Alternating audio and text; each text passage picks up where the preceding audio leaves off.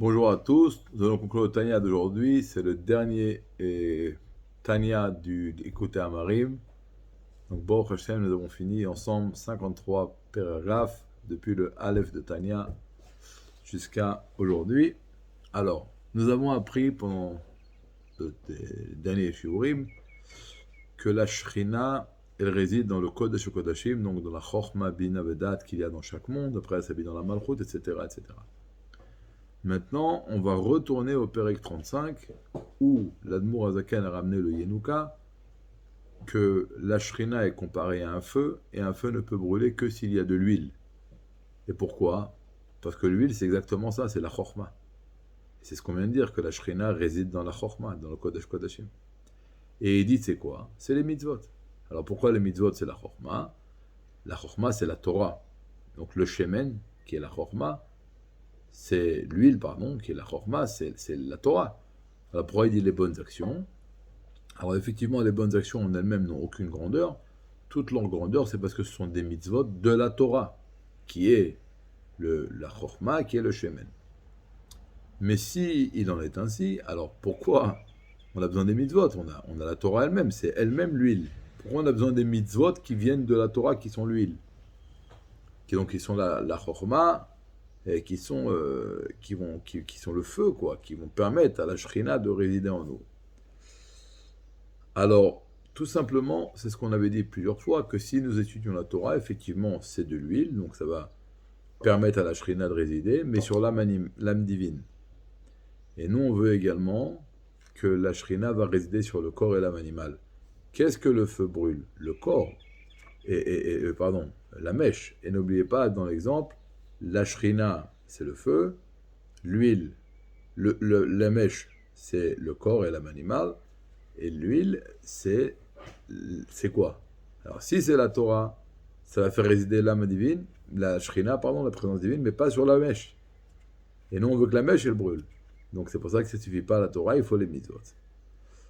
Donc, c'est seulement quand on va transformer l'âme animale et le corps chez les tzadikim, ou au moins travailler sur leurs pensées, paroles et actions de l'âme animale chez le Benoni, qui va avoir un travail qui va être effectué et qui va permettre à la Shrina de résider. Alors, jusqu'à maintenant, qu'est-ce qu'on a dit? On a dit que avec la Torah, on va faire résider la présence divine sur notre Neshama, et avec les mitzvot également sur la mèche qui est le corps et l'âme animale. Le Rabbi va plus loin, il dit non. En vérité, lorsqu'on pratique les mitzvot, ça ne va pas seulement permettre de faire résider la divinité sur notre corps et notre âme animale, mais également sur l'âme divine. Pourquoi?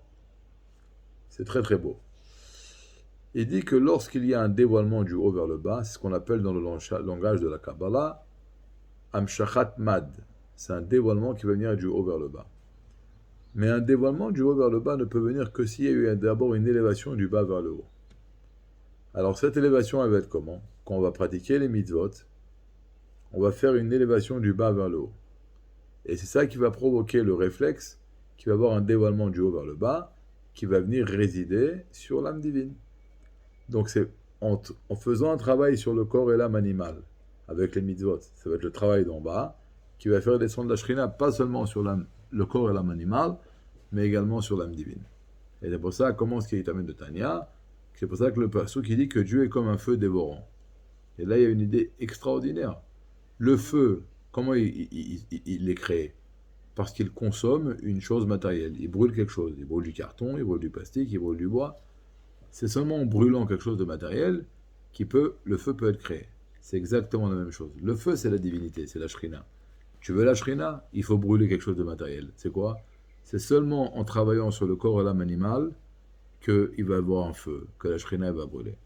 Donc c'est pas que si j'aurais étudié la Torah, j'aurais eu la présence divine sur l'âme divine, mais si je veux également que la présence divine va résider sur mon corps et mon âme animale, j'ai besoin également pratiquer les mitzvot. C'est plus que cela. Avec les mitzvot, je veux résider la divinité sur l'âme, sur le corps et l'âme animale, et grâce à cela, ça va également faire résider la divinité sur l'âme divine. Donc les actions, c'est ça qui va permettre à Dieu de résider en nous. Alors, Bezrat Hashem, nous sommes le 3 Sivan. Nous rentrons dans les 3 derniers jours de préparation à Matan Torah. Et c'est sûr et certain qu'aujourd'hui, on finit un Inyan de Admour Azaken dans le Gan Eden.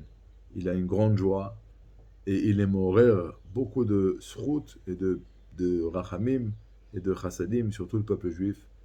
Alors que Dieu fasse que la situation en Israël aille en s'améliorant et en s'améliorant. Iné lo yanun velo ishan, Shomer Israël, et comme on dit, Utsu etza vetufar, bien que nos ennemis préparent des complots contre nous. Leurs complots vont être complètement dénoués.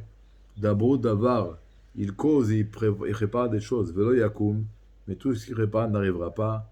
Ki iman ou kel, car Dieu est avec nous. Hashem itbarach, Bezrat Hashem, Ivarech et Amo Bashalom. Bonne préparation à Shabbat. On se verra ou avant Shabbat ou après Shabbat. De bonnes nouvelles.